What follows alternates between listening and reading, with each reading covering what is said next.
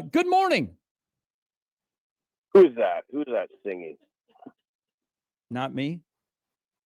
Have you take our breath away? Yeah, you watch Top Gun, right? No. This is when they canoodle.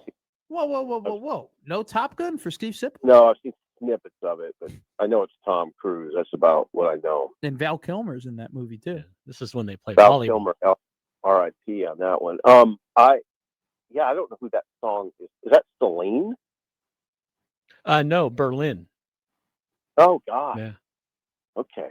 All right. Did anything on Thursday take your breath away? Well done, Matthew. Well done. Thursday. Last Thursday. A little game happened in Cincinnati, in Kansas City. Yeah. I kept saying it was a breathtaking scene, which I thought it was. I mean, there's so much cement. So there's a lot of there's a lot of area, to do your thing as a tailgater. Mm-hmm. And that tailgating took my breath away. And I would say the scene took my breath away. Maybe that's going a little far, but it certainly made an impression. Yeah, I heard you. I don't know if you know, you were sitting behind us in the press box. You had a better seat. I did know. I was sort of, I guess I'd say, impressed by 1620's assault on Arrowhead. I mean, it was amazing. It was pretty much a flex by 1620. Yeah, I mean, we had 7 media passes for the game, and some of 7 media passes. Yes, well, not all of them were 1620. Like 2 were connected to Battle, the sponsor, and then one of them was like a coach's pass. Josh had a pass that he was the University of Nebraska. He could be in the player and coach area on the sidelines. Yeah, I wouldn't encourage that. But that's amazing in the context of, I was just talking to Keith Mann, the media guru of Nebraska, about Akron and the lack of coverage. I mean, haven't even put out Akron hasn't even put out game notes. There's no press conference, video of Joe Moorhead. There's really no coverage. There's no coverage in the Akron Beacon Journal. There's nothing. I mean, there's just we live in this world. I hope you understand that it's so much different than a lot of places. It's incredible almost. Mm-hmm. Well, you and I have had this discussion, and kind of was again on Thursday night. We're old. We like the game notes instead of going on a computer or a phone. We'd like a hard copy of the media guide, which Sip and I are in a bidding war with Keith to have a copy of the media guide because he has 10 of them. I want some. I want one of them.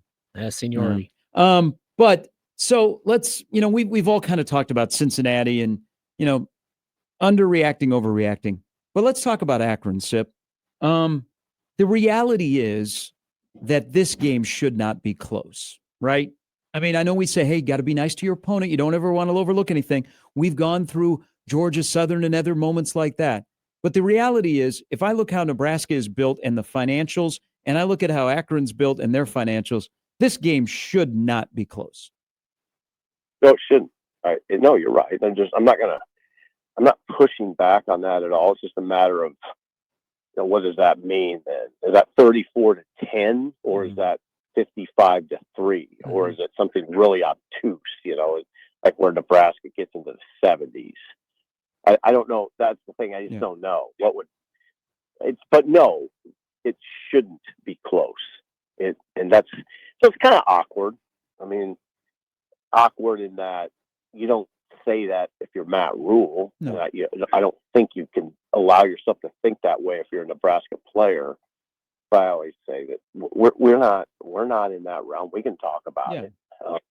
It's a separate conversation, but I always have maintained it's sort of awkward because it's probably what they're thinking, but they can't really allow themselves to go too far into that kind of conversation, even in their head. You never push the panic button after week 1, right? I think that. A lot of people know that. It's just way too much football to be played, way too much time for guys to get better. But when it comes to the pass rush, right, 9 hurries, no sacks, a position, and a position where you lost a lot coming from last year to this year that you already were, concerned about.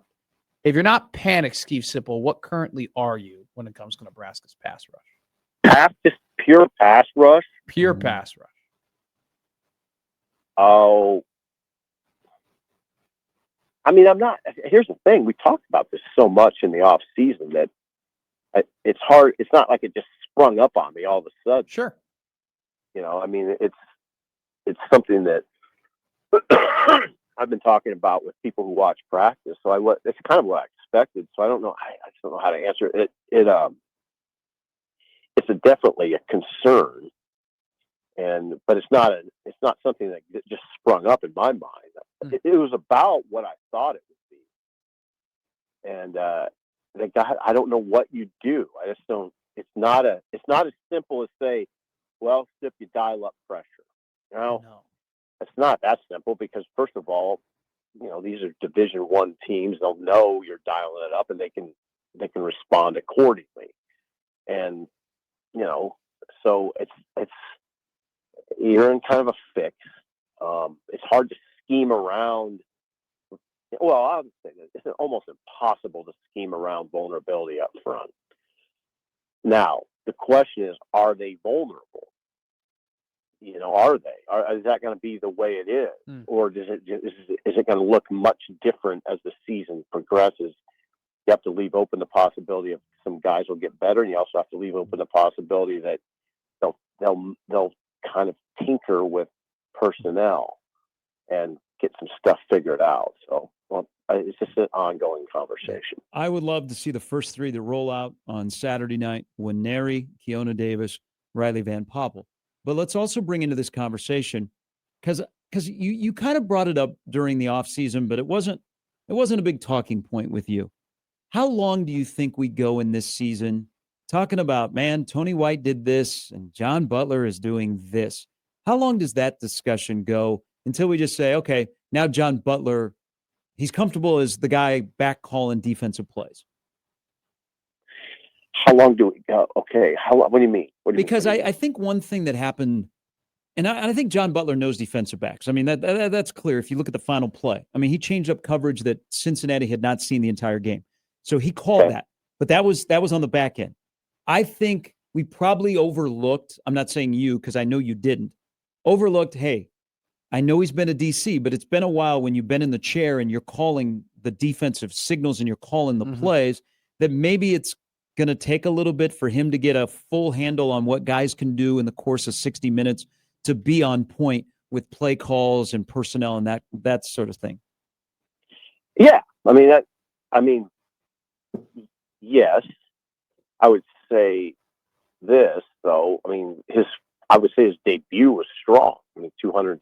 Cincinnati got 271 yards and 17 points.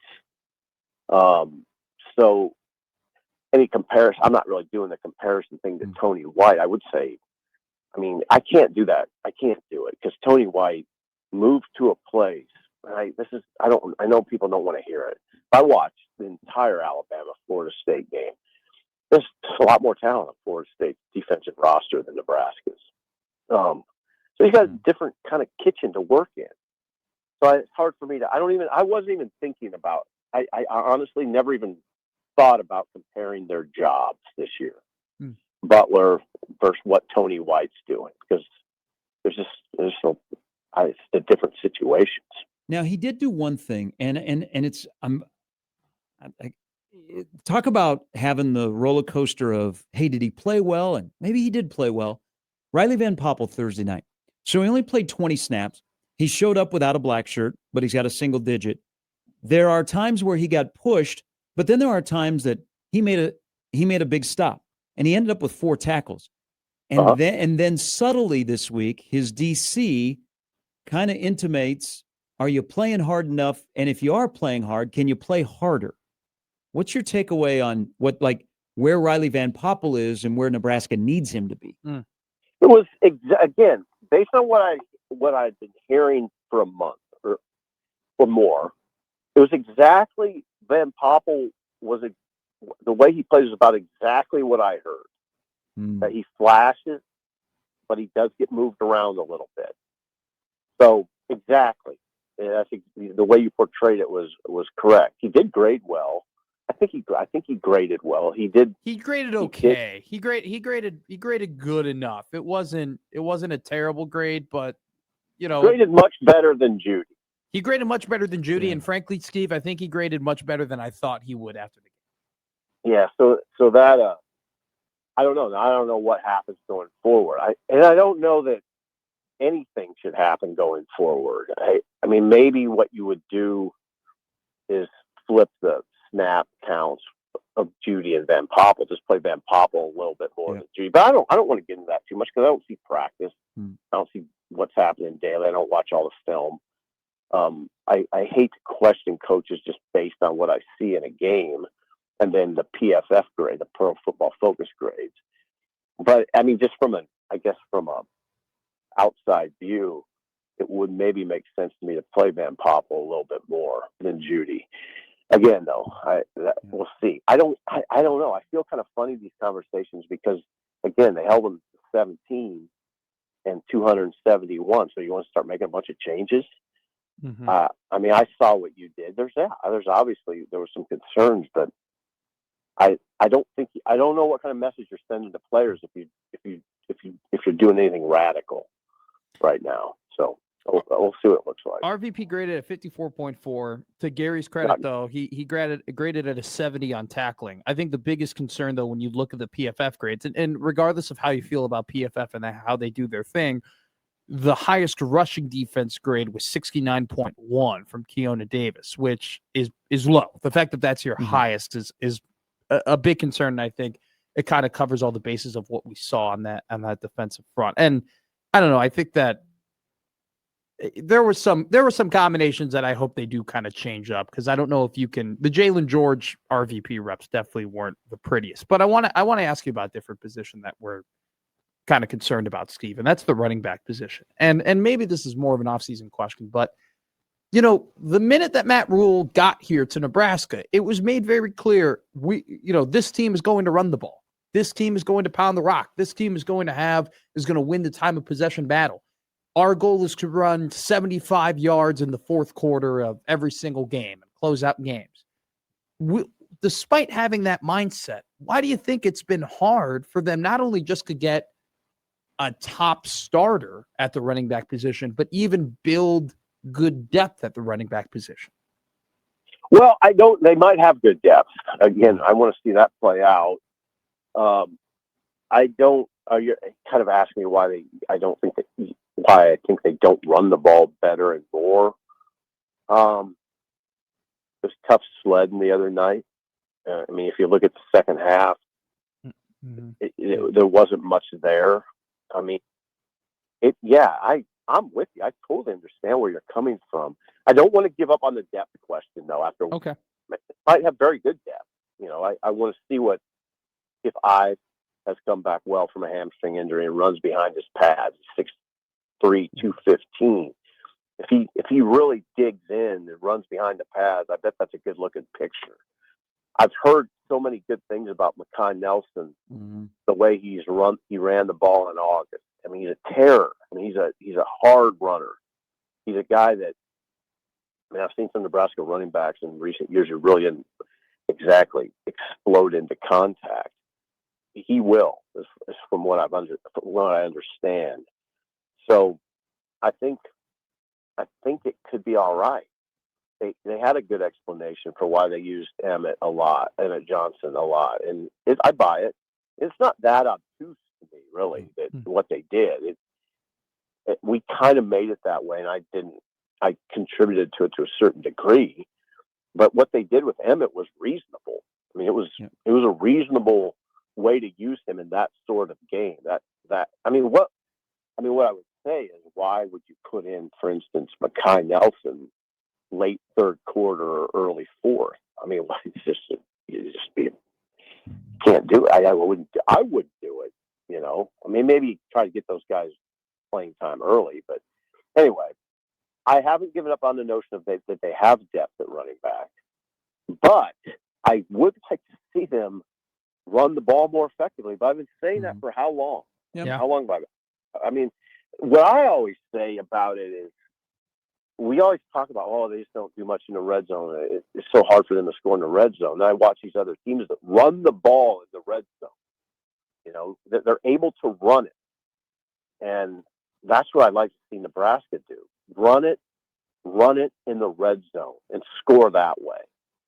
But, you know, let's have to see. Yeah. I think they have the offensive line to do it. Yeah. And unfortunately, the Bonner discussion comes into play here when you're in the red zone of a guy that, you know, a big body. And how do you think they will try and replace some of his snaps? Well, I mean, they talked about Carter Nelson. That Matt Rule just literally talked about that now. It's not, he was careful how he put it, but it's sort of now it's on Carter. This is his opportunity. You don't want to look at it as an opportunity because it's at another player's expense. That to suffer that season-ending injury, but yeah, this is a Carter Nelson discussion now. And there was some discussion about him I really didn't know. I didn't know that he went kind of dead-legged in week 3 of camp, and they didn't like the way he was running. I didn't know that. Which now Thursday night makes sense with 5 snaps. Yeah, now that makes more sense. But I also think there's been a learning curve with him, playbook-wise, that I didn't really know. So, but again, I still say, and I've said it a lot, he's got a certain fluidity to him, a certain athleticism that most guys at that position, at his size, don't have. And I think he is an example of someone that can make big plays. But, you know, it kind of comes down to what the football guys tell you. It's simple. He's got to be the safety. He's got to beat safety. So see if he can do it. Hey, one thing in our discussion and us kind of, you know, reading between the lines, but the discussion that we're having this morning, it seems like in year 3, practice matters more than it ever has in terms of what you're given on a game day. Like, you have to practice well and practice precise consistently. And if you do that, then we'll trust you on game day more. Am I reading that right? Oh, yeah. I think for sure you're reading it right. And a lot of that, of course, emanates from the head coach down, but also it's right in that second layer of leadership with Holgorsen and Butler. You've heard enough of Holgorsen to understand that that's the case. That Matt Rule has said, if a guy's not doing it in practice, Dana won't mess with it, and he'll be very open about it with the player and everybody else. We've heard him be open about it with the media. Butler has not been as blunt about player personnel decisions at the microphone, like in front of the media, but his personality is such that I'm sure he's very bottom line. Yeah. Like, if you're not going to cut someone a lot of slack, you know, they don't do that, which I really appreciate. I guess they can. There's still a ways to go talent-wise over there. That's the thing that struck me most about that first game. It's still not where it needs to be in terms of overall talent on the roster. That's just my opinion. You guys can pick that apart if you want, but so that it's not what I'm getting at is how many options do they really have where you can go beat Michigan? I mean, it's a little more limited than I would have thought. Hey, Sip, as always, we appreciate it. Good seeing you. We'll see you Saturday night for the little party in Lincoln. Oh, the little party against Akron. Okay, thanks, guys. Hey, thank you.